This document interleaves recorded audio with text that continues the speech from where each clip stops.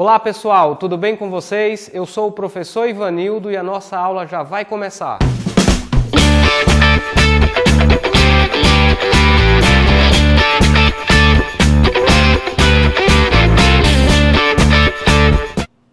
Nesta aula nós vamos falar sobre variáveis de processos. Inicialmente nós vamos definir o que é um processo químico. Um processo químico é uma operação ou um conjunto de operações que causam uma transformação em um material ou um conjunto de materiais. Essas transformações podem ser transformações físicas ou químicas.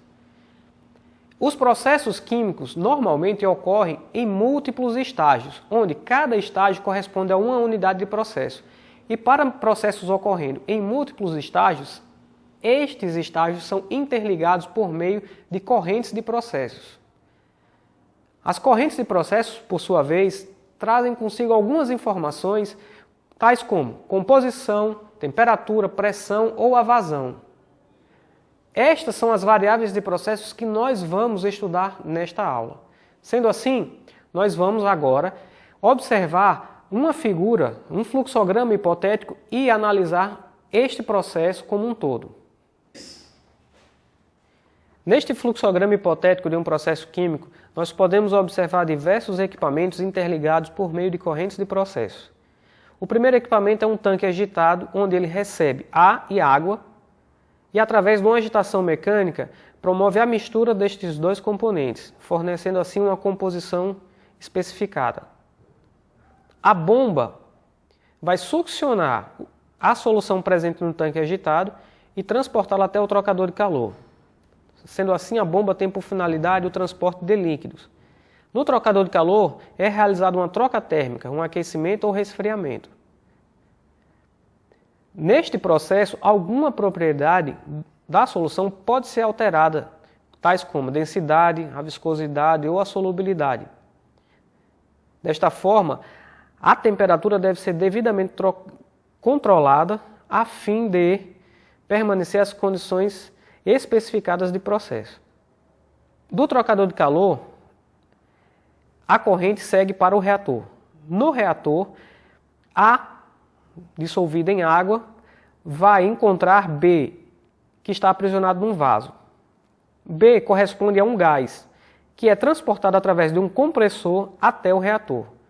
A e B reagem produzindo C e D. Este reator pode ser isolado termicamente se a minha reação for isotérmica ou endotérmica.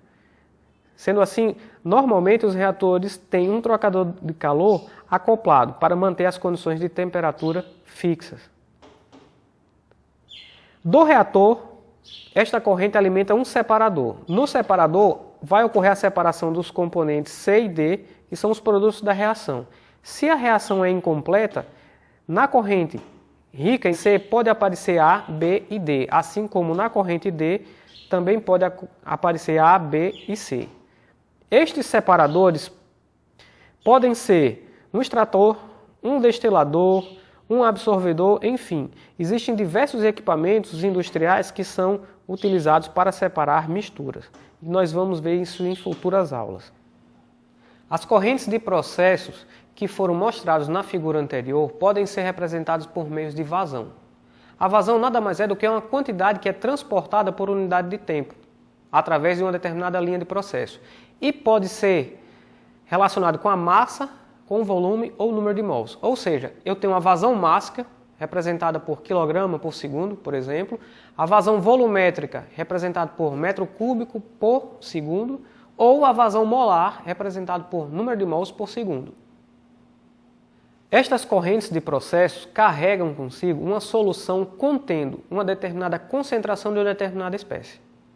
Por exemplo, a espécie A que está sendo transportada pela bomba até o reator, ela pode ter uma determinada composição que pode ser representada por meio de uma concentração mássica, onde eu tenho massa por unidade de volume, ou uma concentração molar, onde eu tenho mols pelo volume.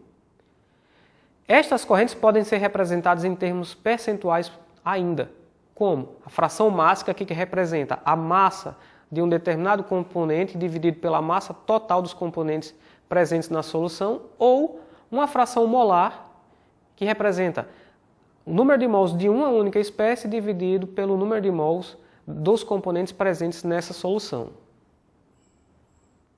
Uma outra maneira de representar uma determinada corrente de processo é a partir de uma propriedade chamada massa específica. A massa específica nada mais é do que a relação entre a massa de um determinado componente pelo volume que ele ocupa. O inverso da massa específica é o conhecido como volume específico. A massa específica ou a densidade, ela pode ser utilizada para converter, por exemplo, a vazão mássica em vazão volumétrica e vice-versa. Sendo assim, a massa específica atua, neste caso, como um fator de conversão. A densidade ou massa específica pode ser representada ainda sob uma forma de um número adimensional chamado densidade relativa.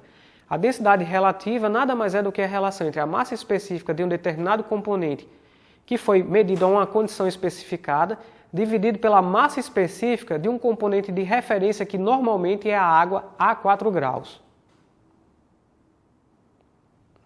Para sistemas diluídos, é muito comum apresentar uma determinada concentração em termos de partes por milhão, ppm, ou partes por bilhão, ppb. Neste caso, partes por milhão, ppm, é 10 a menos 6 vezes menor do que uma medida normal, uma medida comum. E partes por bilhão, 10 a menos 9 vezes menor. Uma outra variável de processo de suma importância nos processos químicos é a temperatura.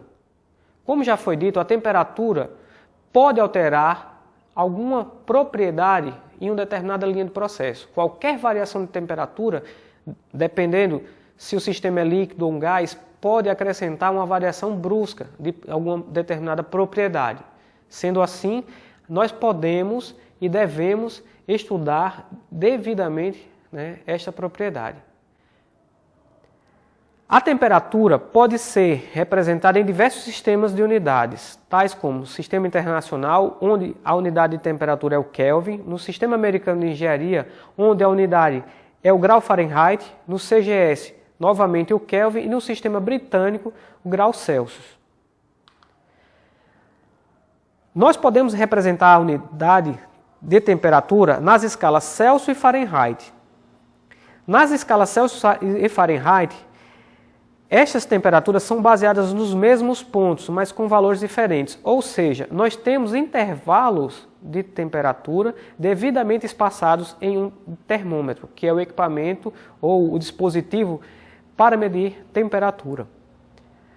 Então, desta forma, nós podemos converter facilmente a temperatura de grau Celsius para Fahrenheit analisando a figura aqui mostrada, onde para uma determinada temperatura em grau Celsius, se eu quero transformar essa unidade para grau Fahrenheit, eu vou relacionar os espaços entre o 0 grau Celsius e o 100 graus Celsius, que são as extremidades deste termômetro, com as extremidades do grau Fahrenheit, aqui representado por 32 graus Fahrenheit e 212 graus Fahrenheit.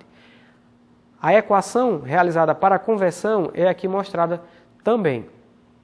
Existe uma outra escala, que é chamada escala absoluta. A escala absoluta é aquela definida em função do zero absoluto. E aqui nós temos o Kelvin e o Rankine para representar estas escalas. A conversão dessas unidades de Kelvin, Rankine para grau Celsius e grau Fahrenheit é aqui apresentado na equação mostrada na tela. Agora nós vamos falar sobre uma das variáveis de processos mais importantes dentro da indústria química, que é a pressão. A pressão, como todos vocês já sabem, nada mais é do que a força exercida por unidade de área. E pode ser obtida ou calculada a partir da seguinte relação: a pressão é igual a força sobre área. A partir de agora nós vamos ver quais são as unidades para a pressão nos diferentes tipos de sistemas de unidades. O presente quadro apresenta os diferentes sistemas de unidades para a pressão. Por exemplo, nós temos aqui no SI a unidade de Pascal, do Sistema Americano de Engenharia a unidade de PSI e no CGS Dina por centímetro quadrado. Outras unidades de pressão também são empregadas em engenharia e o próximo quadro apresenta os fatores de conversão para cada unidade, como por exemplo, bar para ATM, quilopascal para ATM ou milímetros de Hg para ATM. A pressão pode ser calculada com base numa coluna de um determinado fluido e a pressão exercida no fundo ou na base dessa coluna é chamada de carga hidrostática e ela é função da altura da coluna do fluido e da pressão exercida na superfície, ou seja, na extremidade superior, que nada mais é do que a pressão atmosférica. Sendo assim, o somatório das forças corresponde à pressão na base da coluna, onde nós temos a pressão atmosférica, aqui representado por P0, mais o peso da coluna de fluido, aqui representado por ρgh. A pressão refere-se a uma força exercida sobre uma superfície. A pressão absoluta, por sua vez, representa a pressão real que se exerce sobre um determinado ponto. E este conceito está relacionado à pressão atmosférica e à pressão manométrica. A pressão atmosférica é o peso exercido pelo ar em qualquer ponto da atmosfera. E essa pressão ela varia de acordo com a altitude. A pressão manométrica, em contrapartida, é aquela que produz um meio distinto da atmosfera. Por exemplo, é aquela que é exercida pelo gás de um refrigerante sobre uma garrafa. Sendo assim, a pressão absoluta nada mais é do que a soma da pressão manométrica mais a pressão atmosférica. Vale salientar que a pressão manométrica ela também é conhecida como pressão relativa e ela pode ser negativa ou positiva. Quando essa pressão é negativa, refere-se a essa pressão como uma pressão no vácuo. Esta figura em U representa um manômetro com 3 fluidos, onde nós temos o fluido 1, representado por ρ1, o fluido 2, representado por ρ2 e o fluido 3, representado por ρ3, com as suas respectivas alturas. Como nós podemos observar, a altura do fluido 2 é a diferença entre a altura do fluido 1 e do fluido 3.